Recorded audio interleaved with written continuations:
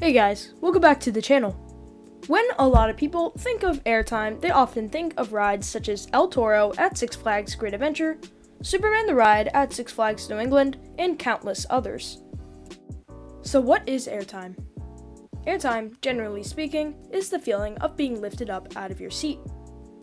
Now, there are a few different types of airtime. First of all would be floater airtime. Floater airtime is often to be considered as being gently lifted up in your seat and gently being put back down. A few good examples of floater airtime are on B&M hypercoasters such as Mako and Nitro. The next type of airtime is called ejector airtime. Ejector airtime is when you are violently lifted up out of your seat, sometimes even causing pain to your thighs. A good example of ejector airtime on some coasters is Skyrush's Two Hills, a lot of the moments on Steel Vengeance, and most moments on RMCs. Then there is a third type, not really used a whole lot, but it is known as flowjector airtime, and it's pretty much a mix between floater and ejector. So with that out of the way, today I'm going to be ranking the top 10 best moments of airtime I have ever experienced. Just to note, this isn't the strongest moments of airtime I have experienced, but simply the best. So it can be either floater, ejector, or maybe even flowjector in some experiences. Just to clarify, since I haven't ridden a whole lot of coasters, you're going to be seeing a lot of the same rides on this list. Mostly because, one, I haven't ridden that many, and their moments can be really amazing. And just saying, I do have a slight preference for ejector airtime on this list, so you're definitely going to be seeing a lot of that.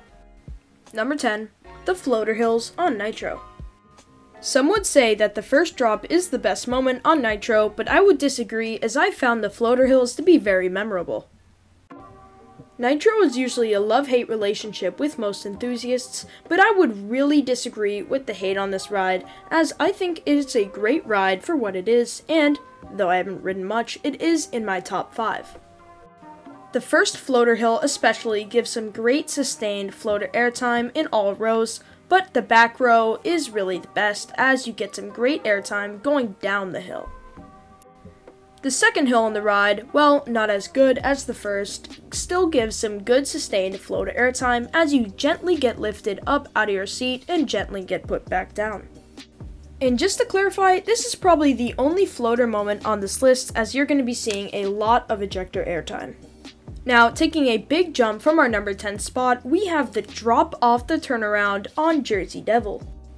The drop off this turnaround in the back row gives a great pop of ejector airtime, though in the front you don't really get much, but some nice visuals. It also really depends on what time of day you're riding Jersey Devil, as in the morning it seems to really crawl through this element, but I rode it at night a few times and it absolutely flies through when it's warmed up. So when it's running pretty slow, you really only get some floater airtime off this element, but either way, it's some good airtime nonetheless. And just to clarify, this is not the only time you'll be seeing Jersey Devil on this list. At the number 8 spot, we have the twisting drop on Phobia Fear Coaster at Lake Compounce. I pretty much only rode Phobia Fear in the back row, and every time this drop caught me by surprise. It's a great mix of airtime and laterals, and just to clarify, this airtime is straight ejector. Combine that with the fact that you only have lap bars, and this is a great airtime moment. These drops on the Skyrocket 2 clones are often overlooked, and I don't know why, as they're easily the best element on these rides. And I'm really excited to try out Tigress at Busch Gardens Tampa in December, mostly because it has 3 trains and I'm excited to see what that drop in the back row feels like. So overall, this airtime moment is definitely underrated. Taking the number 7 spot on our list, we have the Shilky Special on Wicked Cyclone at Six Flags New England. That's pretty much what people call it, but it's pretty much just an Outer Bank turn. The first time I rode Wicked Cyclone, I didn't even know this element existed and I was completely caught off guard. This thing absolutely whips you from one side to the other, getting an amazing dose of laterals and airtime. What makes this element so special is the track profiling, as you get whipped from one side to the other, and combine that with the amazing head choppers of the supports, and you have a great moment overall. Now heading back right to Wicked Cyclone, we have the Outer Bank inside its structure. I'm just gonna say that this is probably one of the strongest moments of airtime on this entire list, as this Outer Bank is absolutely insane in all rows. You get absolutely yanked from your seat, and combine that with the head chopper of the supports, you feel like you're going to fly directly to the moon. Also, take some of the things I said about the Shilky Special and apply them to this Outer Bank too, since they're typically the same element, though I just think this one is better, mostly because of the power of the airtime. And just saying, this is definitely not the last time you'll be seeing Wicked Cyclone on this list. Taking the number 5 spot on our list, we have the Camelback on Jersey Devil. This element gives some great sustained ejector airtime throughout the train, but I mostly prefer the back, mostly because the power of the airtime is better, and the feeling of getting dragged over the top of it is pretty awesome. And at that point, I'm not stapled by the vest restraints yet, so that just makes the element even better. Though not the best element on the ride, it's still a great one for sure. Taking the number 4 spot on my list, we have the third Camelback on Superman the Ride at Six Flags New England. This element gives some of the strongest sustained ejector airtime I've ever experienced, though the only reason it's only at number 4 on this list is because of those dreadful restraints.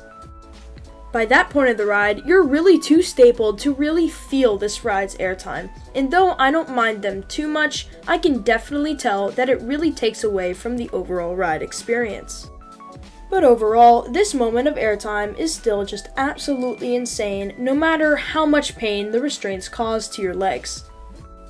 Taking our number 3 spot, we're going right back to Wicked Cyclone for its famous double down. This moment is probably the strongest moment of airtime I've ever experienced, as in the back row on the second part of that double down, you get absolutely yonked out of your seat, and I am convinced that if you did not have that restraint, you would be launched straight to the moon.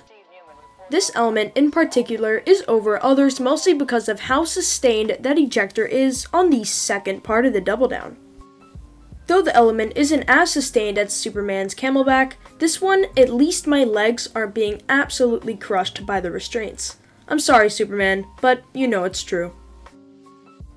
Taking the number 2 spot is the first drop on Jersey Devil. In my opinion, this is the best element on the ride. Since the trains are so long, you get absolutely yanked over that first drop, giving some amazing sustained ejector airtime. I really struggled whether this or, spoiler alert, Wicked Cyclone's first drop would be number 1 or number 2, but I ultimately decided that Jersey Devil would take the number 2 spot. The only words I could use to describe this drop is, it's a real gut punch, and it can be jarring if you're really not prepared for it. I can't put into words how crazy this first drop is and how it feels, so you just have to get over to New Jersey as fast as you can to experience it for yourself, as you will not be disappointed. And taking the number 1 spot is none other than Wicked Cyclone's first drop. So why do I put this over Jersey Devil? Well, it is simply the restraints. On Jersey Devil, you have RMC's classic vest restraints that can be seen on all of their Raptors, while on Wicked Cyclone, you have the classic RMC lap bars. And on that first drop, you still have all the room in the world to experience the first drop's power of airtime. And I also put this over Jersey Devil because it just feels more sustained to me.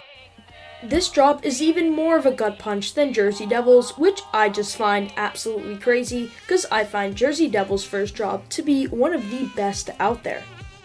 So, at the moment, Wicked Cyclone's first drop is the best airtime moment I have ever experienced. And never sleep on this small beast, as it will 100% blow you away when you ride it for the first time. Just make sure to ride it in the back row, as the front isn't really too special in that first drop. Now, this list would probably be a whole lot different if I had ridden coasters such as El Toro or Steel Vengeance. And to be honest, their airtime moments would probably top Wicked Cyclone's airtime moments any day of the week, but I am still so grateful that I've gotten to experience the airtime that I have over these past years. So that is my ranking of my top 10 airtime moments I've ever experienced. What is your favorite airtime moment? Let me know in the comments down below. I will always make sure to respond to your comment.